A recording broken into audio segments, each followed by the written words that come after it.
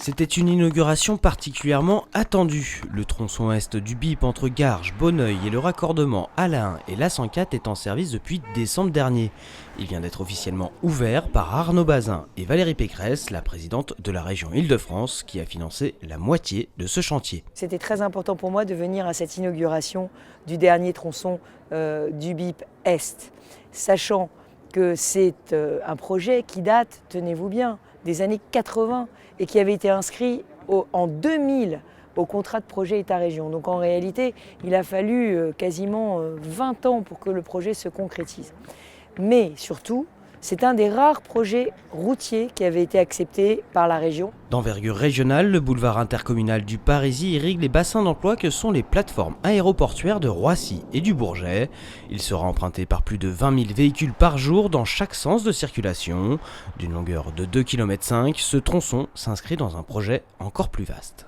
C'est une belle réussite que nous avons inaugurée aujourd'hui, un vecteur de développement pour les territoires de l'Est du département et une étape dans la grande radiale, dans cette grande traversée est-ouest du département qui a vocation à être l'avenue du Parisis. Cette voirie qui va faciliter les déplacements, qui va d'ailleurs faciliter à terme l'accès à la plateforme d'Airbus Hélicoptère, eh bien c'est un vecteur formidable de développement économique. Le BIP déleste aussi les anciens itinéraires de transit du secteur et notamment la D47 où 15 000 véhicules passaient tous les jours.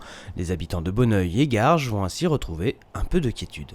À côté de ça, l'intérêt il est également pour tous les usagers de la route qui empruntent aujourd'hui la RD 84 puis la RD 317. Ces gens-là, grâce à l'arrivée du BIP, gagnent entre 20 et 30 minutes en heure de pointe, donc matin et soir, sur leur trajet quotidien, sur leur trajet domicile-travail. Prochaine étape pour ce projet d'avenue du Parisis, prolonger ce tronçon jusqu'à Groslay et la Nationale 1.